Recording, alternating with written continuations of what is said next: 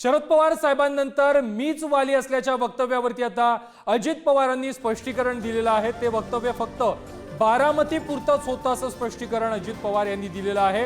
बारामतीचे लोक बोलतील, साहेबांनंतर मीच आहे असं देखील अजित पवार म्हणाले।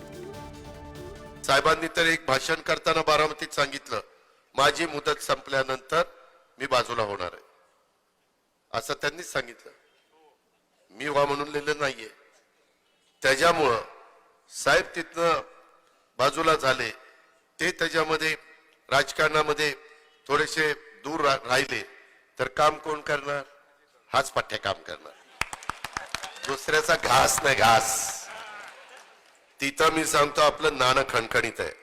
बारामती तालुक्यापुरता तो विषय होता। बारामती तालुक्यामध्ये इतके दिवस साहेबांच्या मार्गदर्शनाखाली कामं होत होती। आम्ही लोक जीव ओतून अंग झोकून कामं करत होतो। सगळ्यात जास्त वेळ आणि योगदान कुणाचं आहे ते आपण लोकांना विचारा, लोक त्याचं उत्तर देतील। ते तिथून बाजूला गेल्यानंतर तिथं कोणतरी दुसरी व्यक्ती लोकांच्या समोर असते की आता ह्यांनी हे पुढचं सगळं बघावं।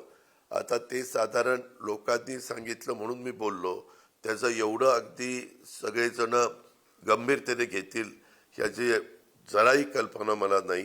बरं का, रामकृष्णही आले गेले त्यांच्या विना नाही अडले असं एक ओळ आहे।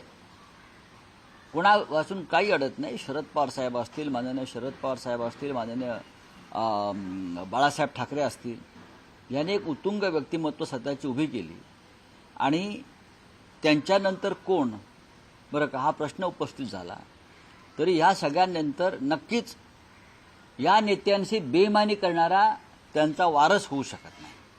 कुणी असेल, कोणत्याही पक्षाचा नेता असेल, त्या नेत्याशी बेईमानी करणारा त्यांचा वारस किंवा मीच त्यांच्यानंतर, हे कसं काय होऊ शकेल? असं होऊ शकत नाही।